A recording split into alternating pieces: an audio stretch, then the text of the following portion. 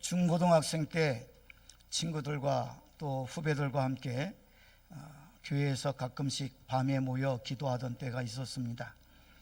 그때에 함께 했던 친구들이 믿음을 끝까지 잘 지키고 또 믿음 안에서 자신들의 날들을 또 잘 살고 있는 소식들도 들어보기도 합니다. 그런데 어느 날 밤에 우리가 기도하러 모였을 때 한 나이 많은 전도사님이 우리를 보고 한 말이 기억납니다. 그거는 우리를 보면서 참 좋은 때다라고 말씀을 하셨습니다. 참 좋은 때다.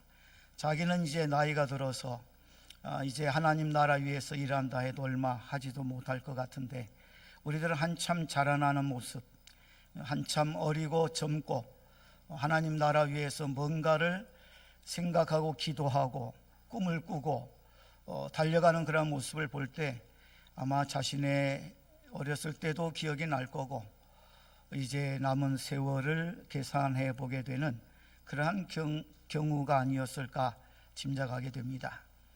오늘 우리 중고등부 시간에 중고등부 시절이 참 좋은 때다라고 하는 말을 해 주었더니 반응이 별로 없었어요.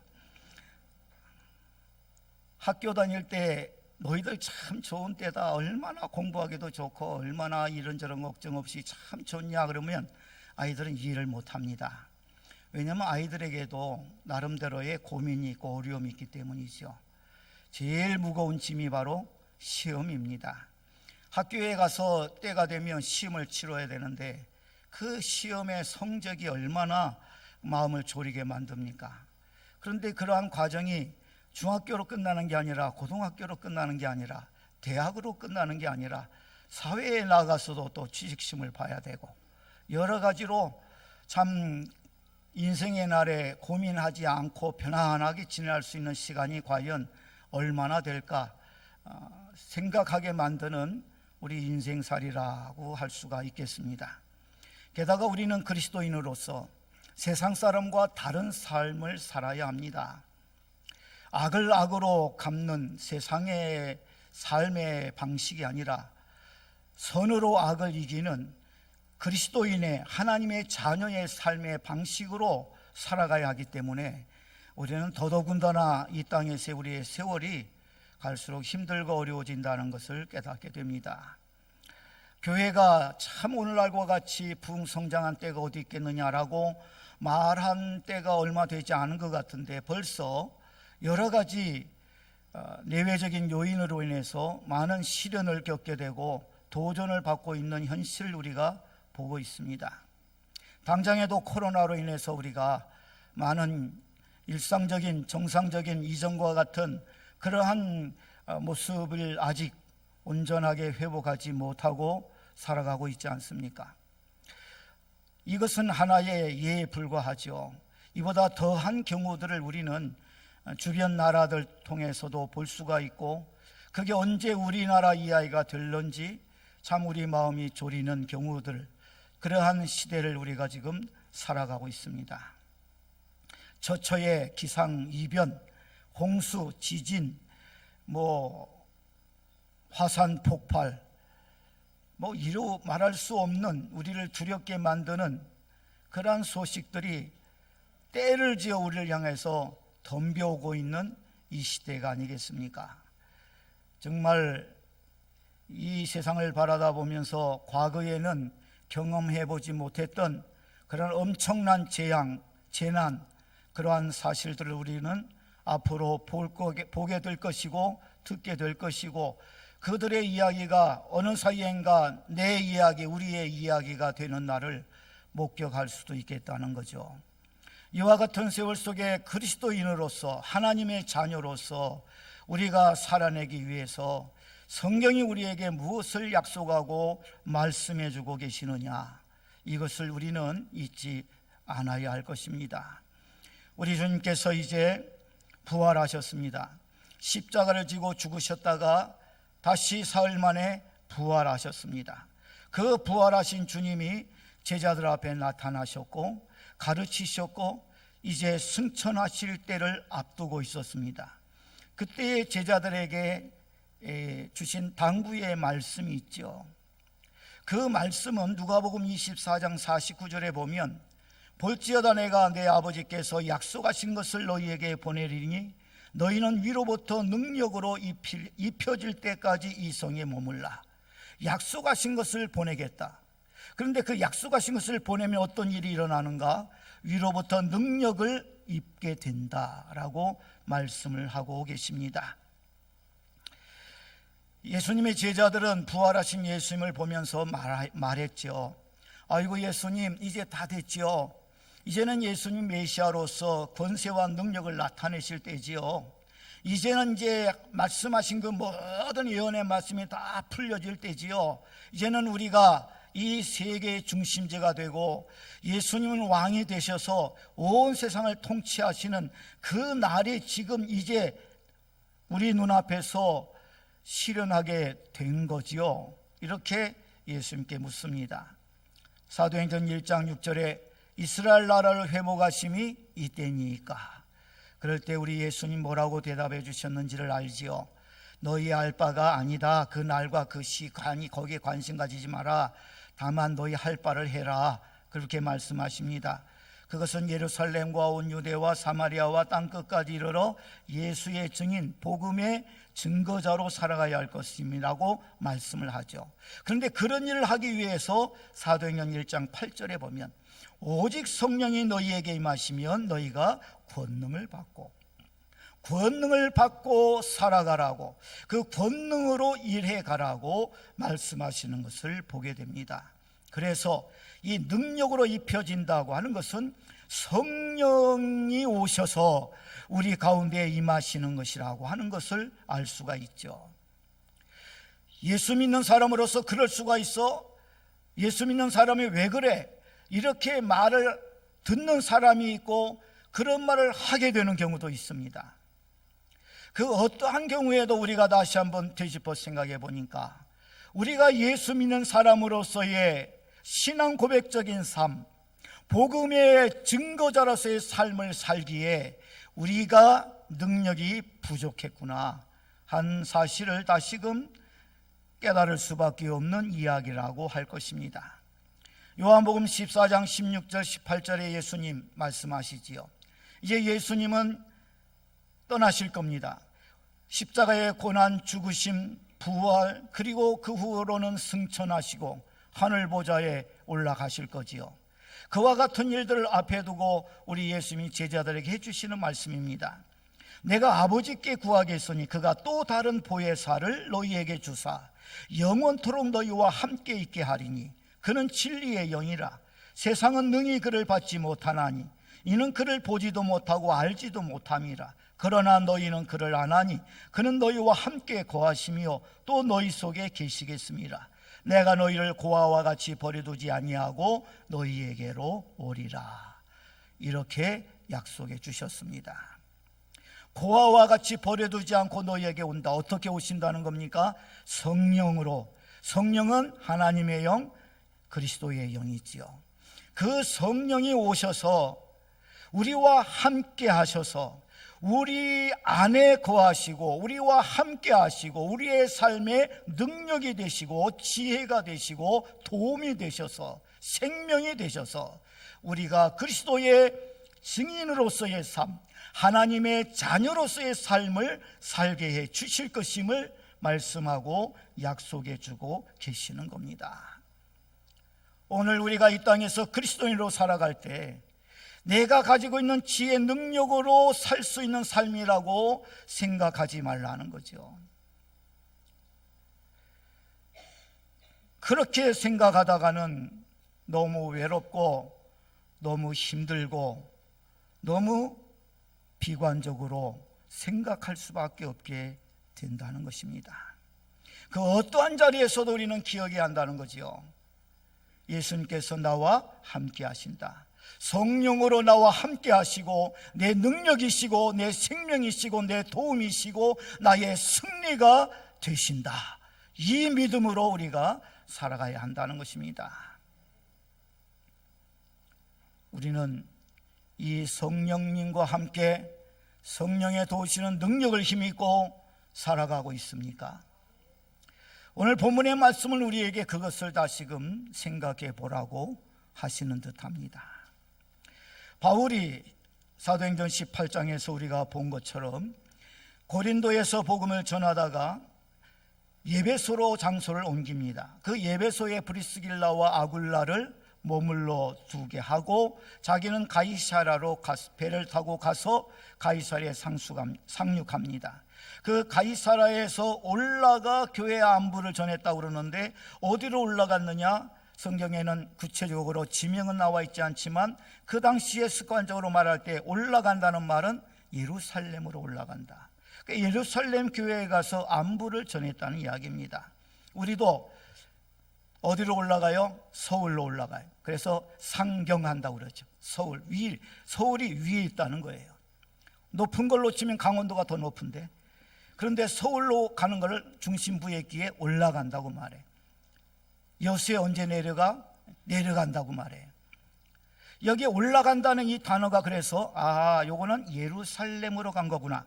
예루살렘에 가서 안부를 전하고 그 다음에 다시 안디옥으로 내려갑니다. 자기를 파송했던 그 교회에 다시 가서 두 번째 선교 여행 보고를 하게 된 것이지요. 그리고 나서 이제 다시 세 번째 선교 여행을 바울이 떠나게 됩니다. 갈라디아와 부르기아 땅을 차례로 다니면서 제자들을 굳건하게 했다고 성경은 기록합니다. 그런데 그 지역은 첫 번째 선교 여행 때 세웠던 교회들입니다. 두 번째 다시 찾아서 견고하게 해 주었던 교회들입니다. 이제 세 번째 선교 여행 시작하면서 다시 또 가서 위로하고 격려하고 세워주고 있습니다. 그런데 바울이 이렇게 그 일정을 계속해 가는 동안에 18장 24절 이하를 보면 아볼로라고 하는 사람이 나옵니다. 이 사람은 알렉산드리아라고 학문의 도시 출신입니다.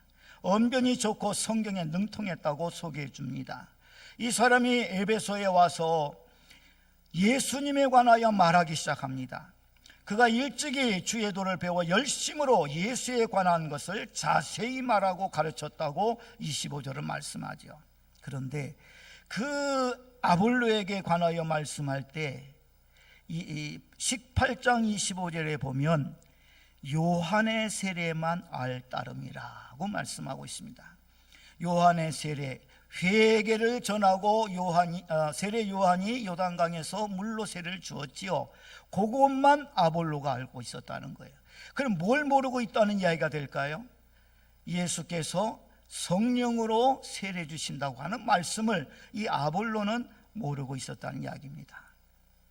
예수님이 부활 승천하시고 성령을 보내주셔서 자기 백성들과 함께 하시고 이루어 가시는 그 역사에 대해서는 아볼로가 몰랐다는 이야기가 되겠죠.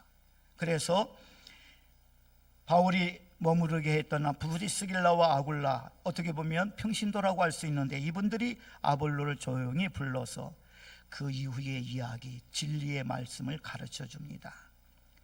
아볼로가 성령에 관한 말씀을 이때 들었겠죠.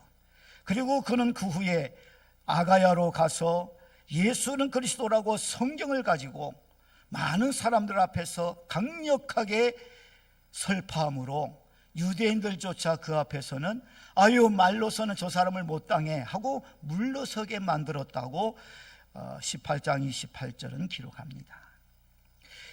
이제 아볼로가 에베소에서 그 아가야 지방으로 갔는데 고린도로 간 것으로 우리는 19장 1절의 말씀에서 볼 수가 있죠.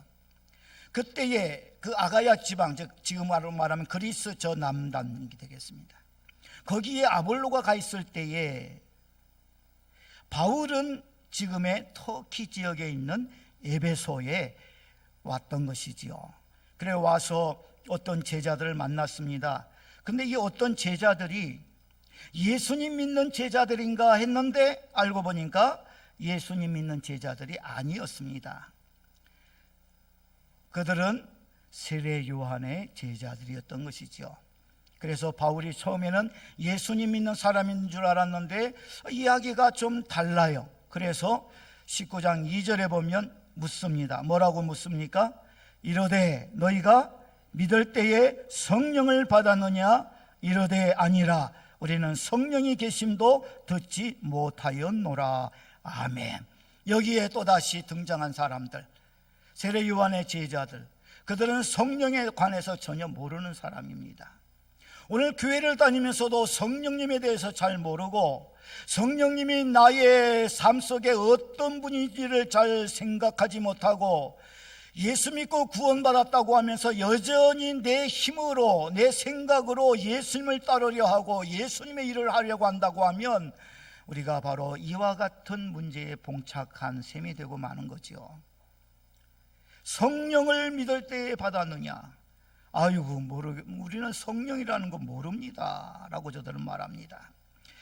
바울이 저들에게 말씀을 전하고자 했을 때 믿는다면 성령을 받는다라고 하는 것을 전제하고 이 질문을 바울은 그들에게 했던 것이죠.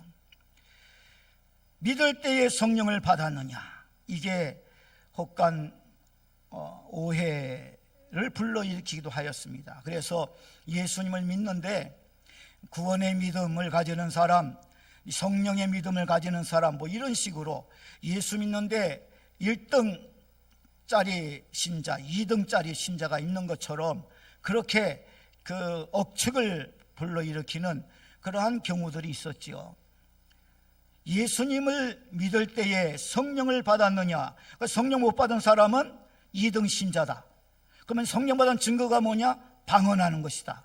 그럼 방언을 못하면 어떻게 된 거냐? 구원도 받지 못한 거다. 과거에 이런 극단적인 은사주의로 인해서 우리 한국교회가 많이 혼란에 빠졌던 적이 있습니다. 그런데 여기에 바울이 말하는 믿을 때에 성령을 받았느냐 이 말씀은 믿는다면 성령을 받는다는 겁니다.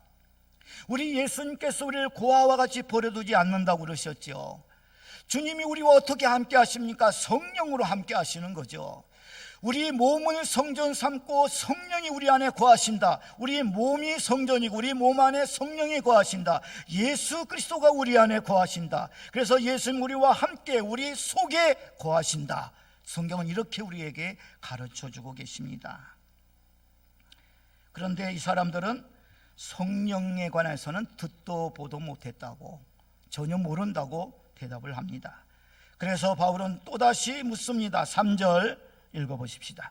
바울이 이르되 그러면 너희가 무슨 세례를 받았느냐? 대답하되 요한의 세례니라. 아멘.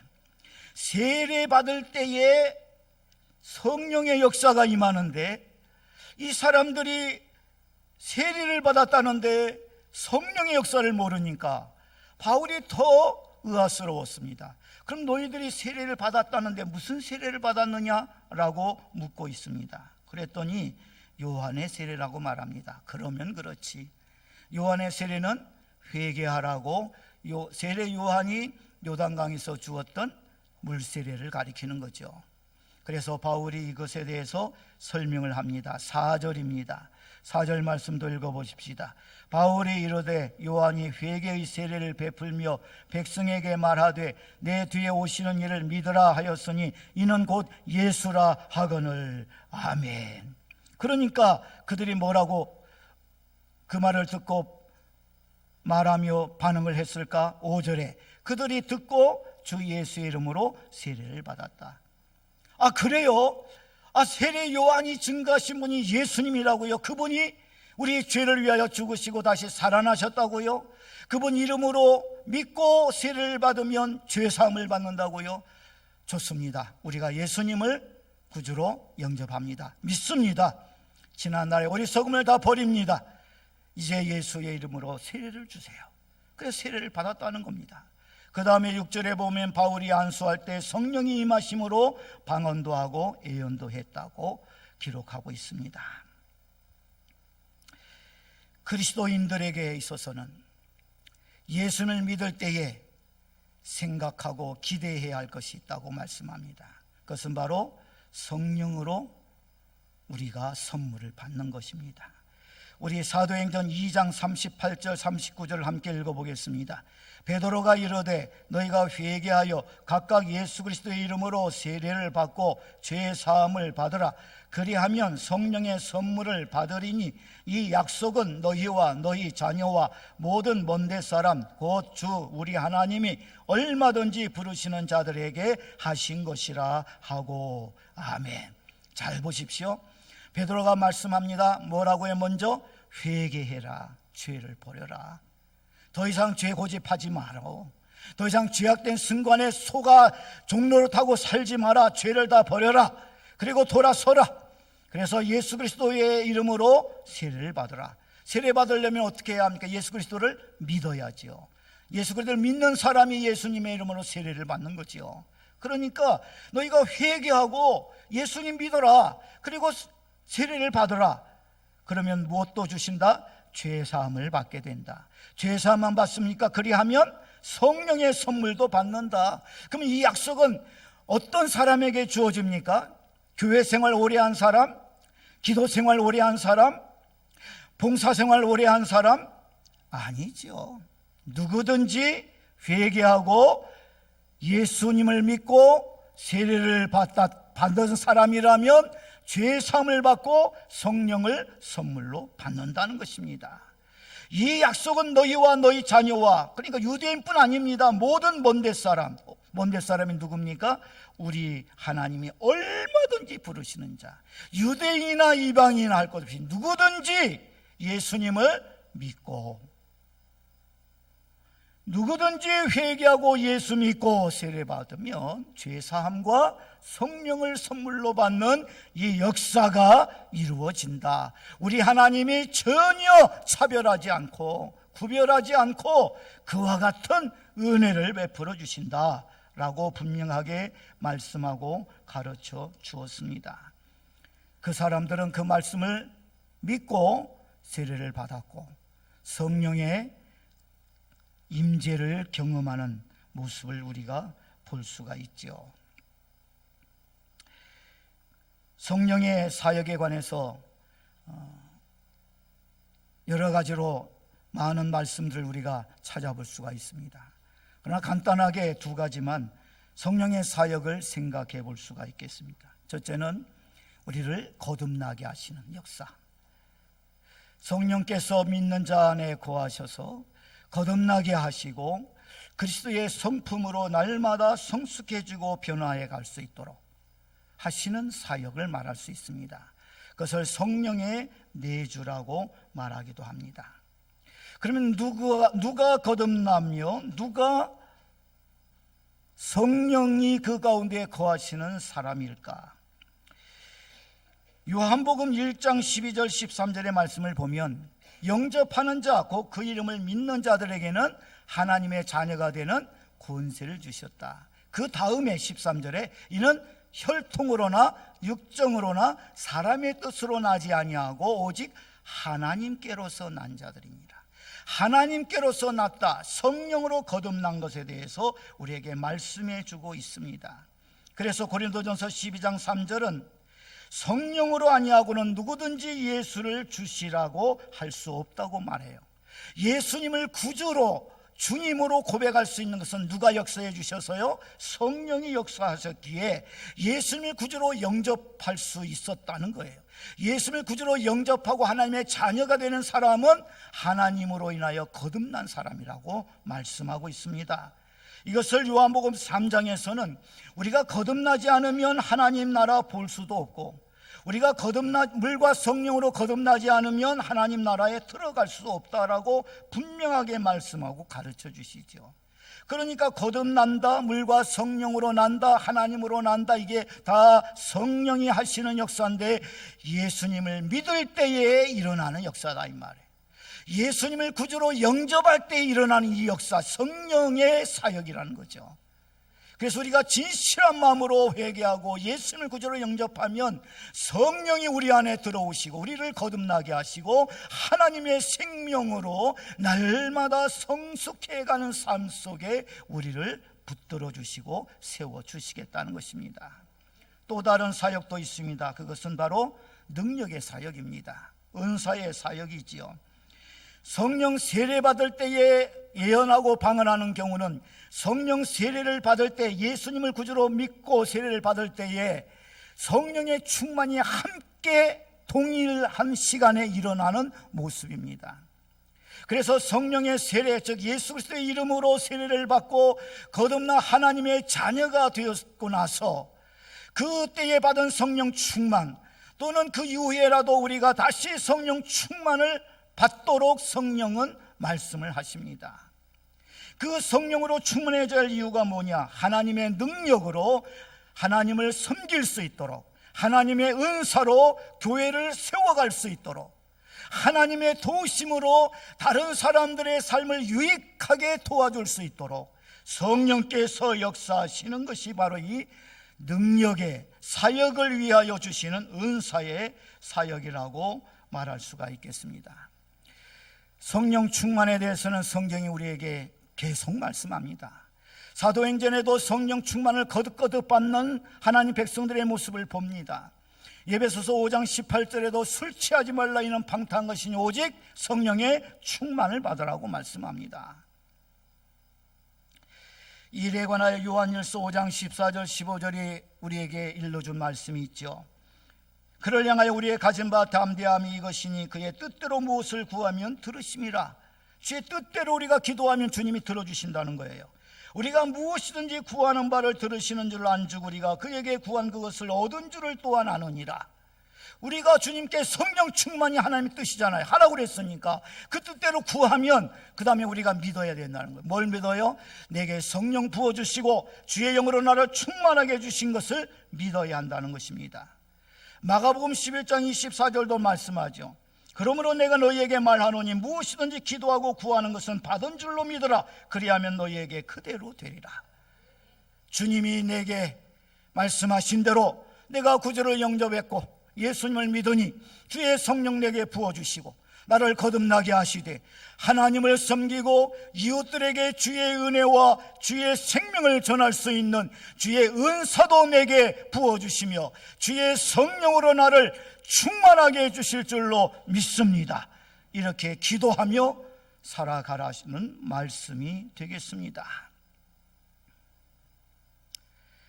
우리의 삶이 왜 무기력해지고 세상을 두려워하고 자꾸만 뒷걸음치는 듯한 느낌을 받고 있을까? 우리가 성령으로 충만하지 못하기에, 아니면 아예 예수님을 구주로 영접한 적도 없는데 교회만 왔다 갔다 하고 있기에 일어날 수 있는 일이라는 것을 오늘 본문의 말씀을 통해서 우리는 생각하게 됩니다. 그래서 우리는 구해야 합니다. 아직 예수님을 구주로 영접하지 못하신 분들은 이번 기회에 겸손하게 내가 하나님 앞에서 잘못 살아왔던 날들을 회개하고 그 모든 자리에서 나를 구원해 주시려고 십자가 보혈 흘려주신 예수님을 구주로 영접하시기 바랍니다. 그러면 주께서 우리의 모든 죄를 사하시고 주의 성령을 부어주셔서 우리를 거듭나게 하시고 주께서 우리를 고아와 같이 버려두지 않고 우리와 함께 우리 속에서 우리의 삶을 통하여 일해 주실 것입니다. 과거에 주님으로 인한 놀라운 경험들을 해보신 적이 있습니까? 과거에 주님의 놀라운 은혜를 이야 이거 정말 하나님이 도와주셨구나, 이거 하나님이 하셨구나 라고 고백할 수밖에 없었던 일들에 대한 기억들이 있습니까? 지금은 어떠십니까? 우리 다시 구해야 합니다. 다시 주의 영으로 충만하게 해달라고 기도해야 합니다. 사도들이 위협을 받고 풀려나서 교회에 가서 보고했을 때 교회가 한 일이 무엇입니까? 다시 함께 모여 기도했습니다. 우리를 위협하는 것을 보세요. 우리가 주 예수 이름을 담대히 말할 수 있도록 다시금 주의 능력으로 우리 가운데 역사하여 주옵소서.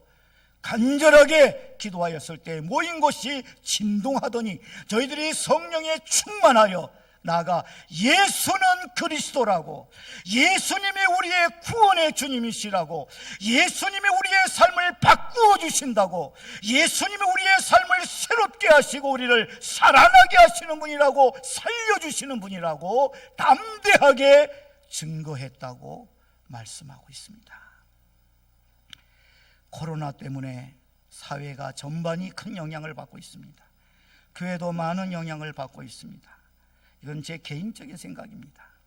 코로나 걸렸어도 교회에 들어와서 다 뚝뚝 떨어진다면 그러면 교회로 몰려올 건데,